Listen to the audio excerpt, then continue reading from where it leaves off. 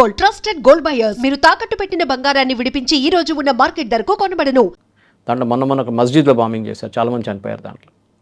మీకు గుర్తుంటుంది, ఒక 15 సంవత్సరాల ముందు అనుకుంటాను, ఆల్మోస్ట్ 15 years, ఒక పాకిస్తాన్ సైనిక్ స్కూల్ ఒకటి ఉండే, ఆర్మీ వాళ్ళ పిల్లలు చదువుతున్న స్కూల్, దాని మీద దాడి చేశారు తాలిబాన్. 120 పిల్లలు చనిపోయారు దాంట్లో. అందరూ పాకిస్తాన్ ఆర్మీ ఆఫీసర్స్ పిల్లలు, కావాలని చేశారు. అది ఖండించాల్సి, మనం కూడా ఖండిస్తాం. పిల్లల్ని దీనిలో తీసుకురాకూడదు, పెద్దోళ్ళు కొట్టుకోవాలి. చిన్న పిల్లలు పాపం వాళ్ళు ఏం చేశారని, కానీ చేశారు ఇది. ఎందుకంటే వాళ్ళు ఏమంటారు, మా పిల్లల్ని చంపారు మీరు, మేము కూడా ఇడవం మిమ్మల్ని అని చెప్పేసి. అది ఒక లాజిక్ ఉండే ఆ టైంలో. ఇప్పుడు ప్రజెంట్ కాన్ఫ్లిక్ట్ ఎక్కడ మొదలైందంటే, ఈ తెహ్రీకే తాలిబాన్ మళ్ళీ చిన్నగా అటాక్స్ మొదలుపెట్టారు. వెళ్ళి కొట్టడం, ఒక 5 మంది పాకిస్తాన్ సోల్జర్స్ చనిపోతారు, మళ్ళీ వాళ్ళు పారిపోతారు, మళ్ళీ నెక్స్ట్ వీక్ వచ్చి పాకిస్తాన్ వాళ్ళ మీద ఏదో మిసైల్ వేస్తారు, మళ్ళీ వాళ్ళు చిక్కడ కొడతారు. ఇప్పుడు డిసడ్వాంటేజ్ ఏంటంటే, తాలిబాన్ దగ్గర ఎయిర్ ఫోర్స్ లేదు, వాళ్ళ దగ్గర బాగారం ఎయిర్ ఫోర్స్ బేస్ ఉంది, మీకు గుర్తుంటుంది. అమెరికా అక్కడే ఉంది వాళ్ళ బేస్ ముందు, చైనా బోర్డర్ నుంచి చాలా దగ్గర. ఇప్పుడు పాకిస్తాన్ ఏమంటున్నారంటే, భారతదేశం ఆ ఎయిర్ బేస్ కోసం తాలిబాన్ని సహాయం ఇస్తున్నారు, మిసైల్స్ ఇస్తున్నారు. అంటే తప్పేముంది, మన ఎయిర్ ఫోర్స్ బేస్ ఇస్తే మంచిది కదా, మనం తీసుకుంటాం మనం. ఎందుకంటే అక్కడి నుంచి చైనా జస్ట్ ఫ్యూ 100 kilometers అవి, మనం ఈజీగా చైనాను అబ్జర్వ్ చేయొచ్చు. ఇన్ఫాక్ట్ యూఎస్ అడిగారు ఆ బేస్. ఒక సంవత్సరం ముందు యూఎస్ అన్నారు, తాలిబాన్ దగ్గర మీరు ఆఫ్ఘనిస్తాన్ మొత్తం పెట్టుకొని ఆ ఎయిర్ ఫోర్స్ బేస్ మాకు ఇచ్చేసాను, ఇటు నెక్స్ట్ కాబుల్ దగ్గరే. కానీ వాళ్ళు ఇవ్వలేదు. మీరు వెళ్తూ ఏం చేశారంటే, మీకు గుర్తుంటుంది, బైడెన్ టైంలో చాలా మటుకు ఆయుధాలు అక్కడ పడేసి వెళ్ళిపోయారు వాళ్ళు. హెలికాప్టర్స్ డిస్కనెక్ట్ చేసేసారు, మోటార్ డిస్కనెక్ట్ చేసేసారు, ప్రొపెల్లర్ డిస్కనెక్ట్ చేసి అన్నీ చేసేసి వెళ్ళిపోయారు వాళ్ళు. చిన్నపిల్లలాగా అక్కడ తాలిబాన్లు ఆడుకున్నారు దాంతో. కానీ మిసైల్స్ చాలా మటుకు దొరికింది. కానీ ఇప్పుడు నిన్న జరిగిన ఒక అటాక్లో 3 cities మీద, పాకిస్తాన్ చిన్న సిటీస్ మీద అటాక్ చేసింది డ్రోన్స్తోనే. వీళ్ళకు డ్రోన్స్ ఎక్కడి నుంచి వచ్చింది ఇప్పుడు అదే అడుగుతున్నారు పాకిస్తాన్. ఎవరు ఇచ్చారు వీళ్ళకి డ్రోన్స్? ఎవరు ఇయ్యరు. డ్రోన్స్ ఇవ్వాలంటే ఒకటే China or Turkey or Pakistan itself or China or India. ఇప్పుడు అందరూ పాకిస్తాన్ అంటారు, ఇది భారతదేశం ఇస్తున్నారు తాలిబాన్కి, దానికోసం ఇప్పుడు వాళ్ళు డ్రోన్స్ వాడుతున్నారు, మిసైల్స్ వాడుతున్నారు. వాళ్ళ దగ్గర ఏం లేకుండే ఒక 6 నెలల ముందు ఎక్కడి నుంచి వచ్చింది వాళ్ళకి ఇదంతా. మన లాజిక్ నాన్ ఒఫిషియల్ మేనర్లో ఏమంటున్నారు, అన్అఫిషియల్ మేనర్లో మీరు కాశ్మీర్లో ఏం చేస్తున్నారు, మీరు మీ వైపు నుంచి టెర్రరిస్ట్ని పంపించి మా దగ్గర మా ప్రజల్ని చంపుతున్నారు, మా ఆర్మీ ఆఫీసర్స్ మీద, ఆర్మీ సోల్జర్స్ మీద అటాక్ చేస్తున్నారు. మేము చేయట్లేదు, ఎవడో చేస్తున్నారు, మీ నచ్చిందా మీకు ఇప్పుడు అని అడుగుతున్నారు. మీకు అర్థమైంది ఎట్లా ఉంటుంది ఇట్లా చేస్తే అని. అది మన లెసన్ అన్నమాట. మనం కవిత గారు మీకు గుర్తుంటుంది, 9/11 జరిగే ఒక 2 వారాల ముందు, అప్పుడు ఆఫ్ఘనిస్తాన్ ఆఫ్ఘనిస్తాన్ ఇప్పుడు కూడా అంతే, వార్ లార్డ్స్ అంటారు, ఒక్కొక్క ఏరియాకి మీరు రాజా. అది ఇప్పుడు కాదు, 1700, 1600 కూడా ఆఫ్ఘనిస్తాన్ అట్లనే ఉండే, ఇప్పుడు కూడా అట్లనే ఉంది. వార్ లార్డ్స్ కంట్రోల్ చేస్తారు ఒక ఏరియా, అంటే మీ చేతికుంటూ ఉంటుంది. మీ దగ్గర 100 మంది 200 మంది ఫైటర్స్ ఉంటారు, ఆయుధాలు ఉంటుంది. వాళ్ళ మెయిన్ రెవెన్యూ పాపీ కల్టివేషన్, గంజాయి. అక్కడి నుంచి అది శ్రీలంక వైపు నుంచి వెళ్తుంది అన్నమాట, పాకిస్తాన్ నుంచి. పాకిస్తాన్ రూట్ బంద్ అయిపోయింది ఇప్పుడు.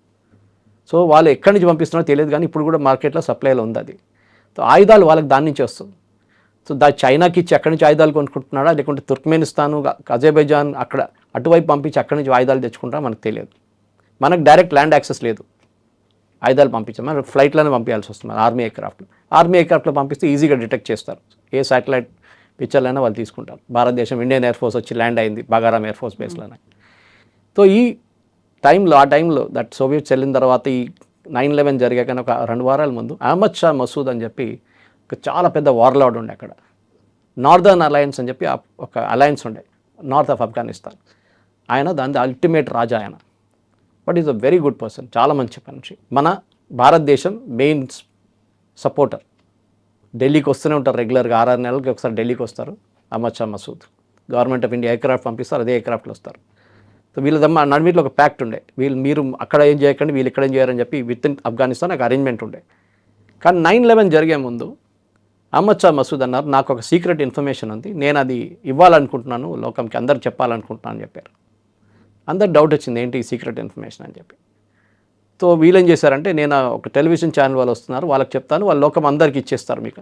సిరియన్ టెలివిజన్ ఛానల్ వచ్చారు, వచ్చి నార్దర్న్ అలయన్స్ అహ్మద్ షా మసూద్ ఏరియాలోనే, ఆయన ఏరియాలో ఒక కెమెరా పెట్టి, ఆయన సీట్లో ఇట్లా కూర్చున్నారు, కెమెరా పెట్టారు ముందు, and they started the recording.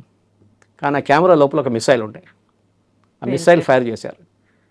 ఆయన చెప్పాల్సింది ఏంటంటే అమెరికా మీద ఒక దాడి జరగబోతుంది. I got this information from Al Qaeda sources. ఏ దాడి ఆయనకు తెలియదు. అమెరికా మీద ఒక దాడి జరగబోతుంది. ఎగ్జాక్ట్లీ 9 రోజుల తర్వాత 9/11 జరిగింది. అహ్మద్ షా మసూద్ చనిపోయిన తర్వాత భారతదేశానికి, నేను ఆ కథ ఎందుకు చెప్పానంటే ఈ స్టోరీ లింక్ ఒకటి ఉంది. భారతదేశానికి సపోర్ట్ పోయింది ఆఫ్ఘనిస్తాన్లో, అస్సలు ఇవ్వరు. ఇన్ఫ్యాక్ట్ మన మీద 3 సార్లు మన ఎంబసీ మీద దాడి జరిగింది కాబూల్లో. దాని తర్వాత 2 సార్లు పాకిస్తాన్ చేపించారు. ఇదే తాలిబాన్ని వాడుకొని మన మీద దాడి చేశారు. మన 2 సెక్యూరిటీ గార్డ్స్ చనిపోయారు మన ఇండియన్ ఎంబసీలో అప్పుడు ఆఫ్ఘనిస్తాన్ కాబూల్లో.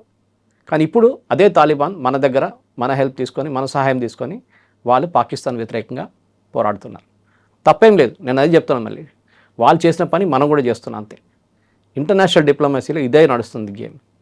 మీరు చేయాల్సింది that you have to fight. ఎవరిని ఉంచుకుంటారు మీ వైపు, అటువైపు ఎవరిని ఉంచుకుంటారు మన చూడక్కర్లేదు. యమన్లో చూస్తున్నాం మనం, సౌదీ అరేబియా యుఏఈ కొట్టుకుంటున్నారు. వాళ్ళిద్దరు డిఫరెంట్ ఫ్యాక్షన్స్ని సపోర్ట్ చేస్తున్నారు.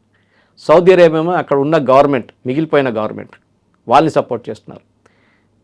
యుఏఈ ఏమో అక్కడ ఒక రీజనల్ అలయన్స్ ఉంది, సదర్న్ రీజన్లో, వాళ్ళకి సపోర్ట్ చేస్తున్నారు.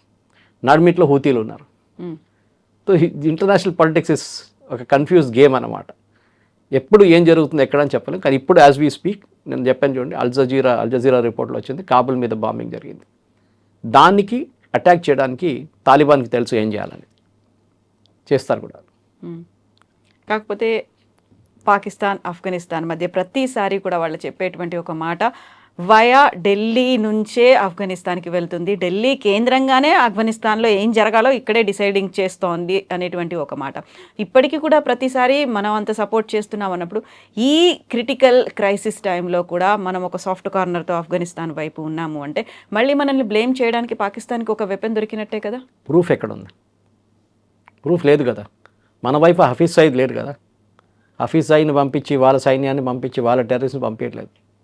ఎవరో వచ్చి డబ్బులు ఇస్తున్నారు, మాకు ఆయుధాలు కావాలంటే ఆయుధాలు ఇచ్చేస్తున్నాం. అది ఎవరైనా ఉండొచ్చు. రేపు మీరు కూడా అడిగి, మీకు కూడా కావాలంటే ఇస్తాం. మా ఫ్యాక్టరీలో మస్తు ప్రొడ్యూస్ అవుతున్నాయి, డిఫెన్స్ ఫ్యాక్టరీస్లో. వాళ్ళు వచ్చి కావాలి, మాకు డ్రోన్ కావాలన్నా డ్రోన్ ఇచ్చేసాం వాళ్ళకి. ఎంత 200, వాళ్ళు డబ్బులు ఇచ్చారు దానికి. సూపర్ మార్కెట్ ఇది. ఇది కొనాలంటే కొనేసుకోండి. మనం ఫిలిప్పీన్స్కి బ్రహ్మోస్ ఇచ్చామా? They paid for it. They took BrahMos complete 3 బ్యాటరీలు తీసుకెళ్లారు వాళ్ళు, 3 యూనిట్స్ తీసుకెళ్లారు మన దగ్గర నుంచి. మనం ఎవరికైనా నమ్మడానికి రెడీ ఉన్నాం. కానీ మీరు ఇన్ని రోజులు మాతో ఆడుకున్నారు కదా కాశ్మీర్లో. ఇన్ని రోజులు ఇంతమంది వేలాది మందిని చంపారు మీరు, సోల్జర్స్ కానీ, ఇన్నోసెంట్ సివిలియన్స్ కానీ, వీళ్ళందరిని చంపారు కదా. అప్పుడు మీకు కూడా ఒక taste of the same medicine అంటారు ఇంగ్లీష్లో, అది ఇస్తాం మేము. కవిత గారు, మనం ఒకటి మాట గుర్తుపెట్టుకోవాలి. పాకిస్తాన్ కూడా ఏదో మహాత్మాలు గారు, వాళ్ళు చేస్తున్న పని వాళ్ళకు ఉంది, ఐఎస్ఐతో సహా. ఇప్పుడు కూడా తెహరీకే తాలిబాన్ వాళ్ళని కొడుతున్నారు మొన్న దాకా. ఇప్పుడు తాలిబాన్ ఏమంటున్నారంటే, మెయిన్ తాలిబాన్ మమ్మల్ని ఎందుకు అటాక్ చేస్తున్నారు, మేమేం చేసామని. ప్రాబ్లం మీకు తెహరీకే తాలిబాన్కి ఉంది, మీరు వాళ్ళతో పెట్టుకోండి. మమ్మల్ని ఎందుకు అటాక్ చేస్తున్నారు? కాదు, మీరే సపోర్ట్ చేస్తున్నారు తెహరీకే తాలిబాన్. అచ్చా, అట్లా ఉందా? మనం మెయిన్ తాలిబాన్ ఎవరు సపోర్ట్ చేస్తున్నారు? పాకిస్తాన్, అది ఇండియా చేస్తున్నారు. ఇండైరెక్ట్ రూట్ అక్కడ వెళ్ళి మళ్ళీ వెపన్స్ ఇక్కడికి వస్తున్నారు అన్నమాట. సో ఇది ఈ గేమ్ ఉంటుంది కవిత గారు. మనం ఆఫ్ఘనిస్తాన్ని వాడుకున్న ఏ తప్పు లేదు. We should use it, that should be our game అన్నమాట. కానీ అది చాలా డిప్లొమాటిక్లీ, అది అజిత్ దోవల్ గారు ఎవరైనా కానీ చేపిస్తున్నారు. చాలా క్వైట్గా చేస్తారు, ఎక్కువ నాయిస్ చేయరు. యాజ్ మచ్ యాజ్ తుర్కీ ఏం చేస్తున్నారు, పాకిస్తాన్కి ఆయుధాలు ఇస్తున్నారు కదా. ఆపరేషన్ సింధు టైంలో డ్రోన్స్ ఇచ్చారు కదా వాళ్ళకి, మిసైల్స్ ఇచ్చారు కదా. అప్పుడు మనం కంప్లైంట్ చేసామా, తుర్కీ మీరెందుకు చేస్తున్నారు ఇట్లాంటి పనులు అని చెప్పి? చేయలేదు కదా. మనం దాన్ని అడ్డుకున్నాం. మనం ఆ వెపన్స్ అన్నీ అడ్డుకున్నాం, మన యాంటీ మిసైల్ యూజ్ చేసి.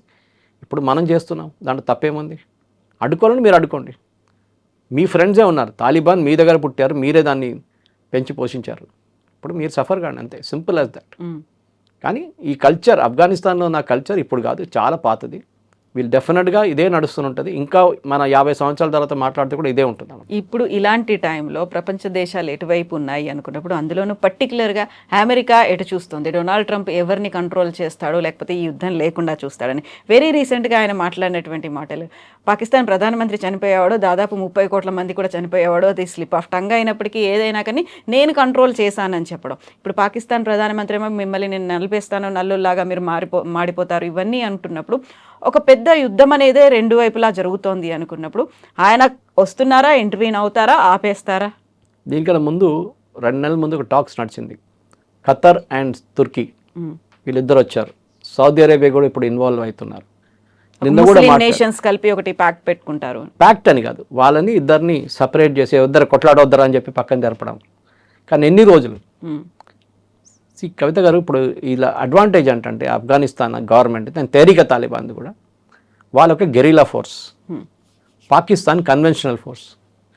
ఒక కన్వెన్షనల్ ఫోర్స్ అని కొట్టుకున్నప్పుడు ప్రెడిక్ట్ చేయొచ్చు. మనం పాకిస్తాన్తో ఆపరేషన్ సింధు టైంలో వాడు మిసైల్ ఫైర్ చేస్తాడు, మనం దాన్ని ఆపుతాం.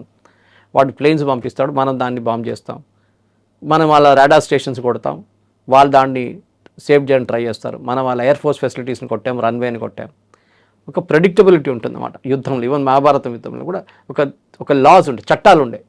సాయంత్రం కాగానే అందరూ వారంతా ఆపేసి అందరు రిటర్న్ వెళ్ళిపోవాలి, పొద్దున మళ్ళీ తిరిగి రావాలి. ఎవరెవరికి గాయాలు తగిన వాళ్ళందరినీ తీసుకెళ్ళండి, చనిపోయిన వాళ్ళు కూడా తీసుకెళ్ళిపోండి, అయిపోతుంది, clean, next day fresh start. యుద్ధంలో చట్టం ఉంటుంది, కానీ తాలిబాన్ లాంటి ఆర్గనైజేషన్కి చట్టాలు ఉండవు. హోషిమిన్ అప్పుడు వియట్నాంలో అమెరికన్ ఒక పెద్ద కంట్రీ లైక్ అమెరికాను ఎట్లా ఓడించారు? ఇంత పెద్ద ఫోర్స్ ఉన్న అమెరికా ఎట్లా ఓడిపోయారు? చిన్న గెరిలా ఫోర్స్తో. ఎందుకంటే guerrilla is a guerrilla, you need to fight. ఎప్పుడు చెప్తారు, to fight a guerrilla think like a guerrilla. వాళ్ళు ఎక్కడో దాచుకొని ఉంటారు లోపల, దాని నుంచి బయటకు వస్తారు, కొట్టేసి వెళ్ళిపోతారు. ఇప్పుడు మన నెక్సలైట్ అటాక్, మన దగ్గర నెక్సలిజం ఎందుకు ఇంత ఈ దారుణ పరిస్థితికి వచ్చారని చెప్పి తిరుపతి లేకుండా మల్లోజీ వేణుగోపాల్ ఎవరో ఒక స్టేట్మెంట్ ఇచ్చారు దీని గురించి. దాట్ మేము ఫస్ట్ లిమిటెడ్ ఎంగేజ్మెంట్ ఉండే, హిడెన్ ఎంగేజ్మెంట్ ఉండే మాది, బయటికి రాకుండానే మేము యూస్ టు ఫైట్. టార్గెట్ అంటే గెరిల్లా టైప్ వచ్చి ఫైట్ చేసి లోపలికి వెళ్ళిపోతుంది. ఓపెన్ వార్ఫేర్కి, మొబైల్ వార్ఫేర్కి వచ్చినప్పుడు మాకు తప్పు జరిగింది, మేము ఎక్స్పోజ్ అయిపోయాము, డిస్పర్స్ కూడా అయిపోయారు. మేము 30 మంది ఉన్నాము, 30 మంది 200 మంది సిఆర్పిఎఫ్తో పోరాటం చేసి 30 మంది చనిపోతారు. జరిగింది అది కూడా. ఆ సిఆర్పిఎఫ్ క్యాంప్ మీద జరిగిన దాడి కూడా దానికి చాలా క్లియర్గా ఉంటుంది. ఒకటి ఫెయిల్ అయింది, అది హిద్మా అది లీడ్ చేశారు, అది దాంట్లో చాలా తప్పులు జరిగినాయి వీళ్ళ వైపు నుంచి. కానీ యుద్ధం కూడా అంతే, యుద్ధం స్ట్రాటజీ మీద నడుస్తుంది, బ్లాంక్లో కొట్టడం కాదు. ఇప్పుడు ఏం చేస్తారు? తాలిబాన్ చైర్లో మీరు కూర్చుంటే మీరేం చేస్తారు? మీరు మీ స్ట్రెంగ్త్ యూజ్ చేస్తారు. మా స్ట్రెంగ్త్ ఏంటి? సూసైడ్ బాంబింగ్కి ఒక 50 మంది తయారున్నారు. చెప్పండి ఎప్పుడు తీసుకెళ్ళి ఎక్కడ కొట్టాలంటారు వాళ్ళు. వాళ్ళకి అంతే ఉంది లైఫ్ వాల్యూ. మనం 10 సార్లు కాదు 100 సార్లు ఆలోచిస్తాం మనం, వాళ్ళకి అది లేదు. అది ఆ బ్రెయిన్లో వైడ్ అట్లా ఉంటుంది. వాళ్ళు రెడీగా ఉంటారు. వెళ్ళి ఇస్లామాబాద్లో ఆ మస్జిద్ని కొట్టు అంటారు. అక్కడ ఫ్రైడే రోజు వెళ్ళు, ఫుల్ ఉంటుంది, హౌస్ఫుల్ ఉంటుంది, వెళ్ళి కొట్టు. ఒక 50 మంది నుంచి 100 మంది చనిపోతారు. అప్పుడు వాళ్ళకి అర్థమవుతుందంట. పాకిస్తాన్ అది ఫ్యాక్టర్ చేయలేకపోతున్నారు, బికాస్ కన్వెన్షనల్ ఫోర్సెస్ లేరు వాళ్ళ దగ్గర. వాళ్ళు ఆపాలంటే ఏంటి? బ్యారికేడ్స్ పెట్టాలి. బ్యారికేడ్ పెడితే ఉన్న మస్జిద్కి వస్తున్న వాళ్ళు కూడా ప్రాబ్లం అయిపోతుంది. పార్కింగ్ చేయకూడదంటే ఇంకా పెద్ద ప్రాబ్లం అయిపోతుంది. మన దగ్గర దిల్సుఖ్ నగర్ బ్లాస్ట్లో, దిల్సుఖ్ నగర్ ఎందుకు చూస్ చేశారు? కొంచెం క్రౌడెడ్ ఉంటుంది, మాస్ ఉంటారు, అక్కడ మెస్ ఉంటుంది, ఎప్పుడు ట్రాఫిక్, ఎవరు వస్తారు ఎవడు పోతే తెలియదు. ఇదే యూజ్ చేస్తారు టాక్టిక్. మనం అటాక్ చేస్తున్నప్పుడు టెర్రరిస్ట్ మైండ్ గురించి ఆలోచించాలి. సో తాలిబాన్ ఇప్పుడు ఏం చేస్తారంటే, మీరు మమ్మల్ని ఎయిర్ ఫోర్స్ అని కొట్టారు కదా, okay very good very good, ఇప్పుడు మేము చూపిస్తాం మా స్ట్రెంగ్త్ ఏముందని మీకు అని. సో ఇట్లా రెగ్యులర్గా కొడతారు. ఇప్పుడు వచ్చి suicide bombing will be their main weapon వాళ్ళది, అది వాళ్ళు యూజ్ చేస్తారు. ఇప్పుడు డ్రోన్స్ వచ్చిందంటారు, I was very surprise with drones. పాకిస్తానే చెప్పారు డ్రోన్స్ యూజ్ చేశారు ఆఫ్ఘన్ ఆర్మీ. ఫస్ట్ టైం ఈ యుద్ధంలో యుక్రెయిన్లో నడుస్తున్న అదే స్ట్రాటజీ ఇక్కడ కూడా వర్కౌట్ అవుతుంది. తాలిబాన్ వాళ్ళ స్ట్రాటజీ మార్చారా? వాళ్ళు సూసైడ్ బాంబింగ్ బదులు ఇక్కడ డ్రోన్లు వాడతారా? అది ఇంకా డేంజరస్. ఎందుకంటే చాలామంది ఆఫ్ఘన్ రెఫ్యూజీస్ ఇంకా పాకిస్తాన్లో ఉన్నారు. వాళ్ళని వాడుకుంటే పాకిస్తాన్కి అసలు ఎక్కడి నుంచి వచ్చిందని కూడా తెలియదు వాళ్ళకి. అది చాలా డేంజరస్ ఉండిపోతుంది ఆ గేమ్. అది ఎప్పుడు జరుగుతుంది, ఎట్లా జరుగుతుంది అనేది డెఫినెట్ ఇంకో వారం 10 రోజులు ఆగాల్సిందే. ఆల్రెడీ ప్రామిస్ చేశారు, ఆఫ్ఘనిస్తాన్ గవర్నమెంట్ ప్రామిస్ చేశారు, they will be a very firm response అన్నారు. అది ఎట్లాంటి రెస్పాన్స్ ఉంటుంది, ఏ రూట్లో వెళ్తుంది అనేది మనం చెప్పలేము ఇప్పుడు. కానీ నా అంచనా ప్రకారం it be a pure guerrilla attack. Suicide bombing ఉంటుంది, అది కాకుండా వాళ్ళు బార్డర్ పోస్ట్ అటాక్ చేయడానికి మొదలు పెడతారు. అది కూడా జరగవచ్చు రెండు వైపుల నుంచి. కానీ పాకిస్తాన్కి కన్వెన్షనల్ ఫోర్స్లో సుపీరియారిటీ ఉంది, దాంట్లో డౌట్ లేదు. ఎయిర్ ఫోర్స్ ఉంది, వాళ్ళ గ్రౌండ్ ఫోర్సెస్ ఉన్నాయి, రెండు వాడుకుంటారు వాళ్ళు. కానీ ఆఫ్ఘనిస్తాన్ టైప్ నుంచి వాళ్ళు సోవియట్ యూనియన్తో పోరాటం చేసిన వాళ్ళు చాలామంది ఇంకా ఉన్నారు దాంట్లో, వెటరన్స్, వాళ్ళు లీడ్ చేస్తారు. సోవియట్స్ పారిపోతే పాకిస్తాన్ ఇక్కడ నోబడీ పాకిస్తాన్, అది వాళ్ళ లాజిక్ అనమాట. సో మేము F-16లను కూడా కూల్ చేసాము అని ఆఫ్ఘనిస్తాన్ చెప్తోంది. సో అగ్రెసివ్గానే రెండు కంట్రీస్ వెళ్తున్నాయి అనిపిస్తోంది కదా. How long it will go, ఎంత టైం పడుతుంది అంటారు దీనికి? యుద్ధానికి ఒక స్టార్ట్ డేట్, ఎండ్ డేట్ ఉండాలి. మోదీ గారు చాలా మంది అడిగారు, మోదీ గారి దగ్గర ఎందుకు ఆపారు యుద్ధం 4 రోజులు? యుద్ధం చాలా మంచిది చూడడానికి. ఆ డెడ్ బాడీస్ రావడం మొదలు పెడుతుంది చూడండి, అప్పుడు మూడంతా మారిపోతుంది. పాకిస్తాన్కి అదే భయం, ఆఫ్ఘనిస్తాన్కి ఆ భయం లేదు. వాళ్ళ వైపు నుంచి వాళ్ళు చూశారు ఎప్పటి నుంచో, ఇప్పుడు కాదు, మన జంజిస్ ఖాన్ టైం నుంచి చూసుకుంటూ వస్తున్నాం. ఆ టైం నుంచి వాళ్ళ ఫిలాసఫీ ఇది. వాళ్ళు they will fight like that. ఆ పాలసీ పాకిస్తాన్కి లేదు. పాకిస్తాన్ భయపడతారు. మీరు గుర్తుంటుంది, మీకు ఇరాన్తో పాకిస్తాన్కి చిన్న యుద్ధం ఉండే, కొన్ని రోజులు నడిచింది, 3-4 రోజులు. ఇదే ప్రాబ్లం బలూచిస్తాన్ వైపు. బలూచీలంతా మా మీద దాడి చేశారు, దానికోసం ఇరాన్ మీద దాడి చేస్తున్నారు. లాజిక్ అంటే అర్థం కాలేదు అసలు. అంటే ఇరాన్ బలూచీస్ని హెల్ప్ చేస్తున్నారా? మీరు మొన్నదాకా చెప్పారు మీరు భారతదేశం హెల్ప్ చేస్తున్నారని చెప్పి సడన్ ఇరాన్ ఎట్లా తీసుకొచ్చారు? ఒకటి షియా, ఒకటి సున్నీ, మీరు ఎట్లా కొట్లాడతారు? సో అది ఇంకొక లాజిక్ ఉండే అనమాట. ఇప్పుడు as we speak just now, మీరు ఇక్కడ వచ్చే ముందు 5 నిమిషాల ముందు యుఎస్ ఎంబసీ, ఇజ్రాయెల్లో ఉన్న యుఎస్ ఎంబసీ వెకేట్ చేశారు. ఏదో పెద్ద జరగబోతుంది, మరి చెప్పలేము ఏం జరగబోతుంది. కన్వెన్షనల్ వార్ అది.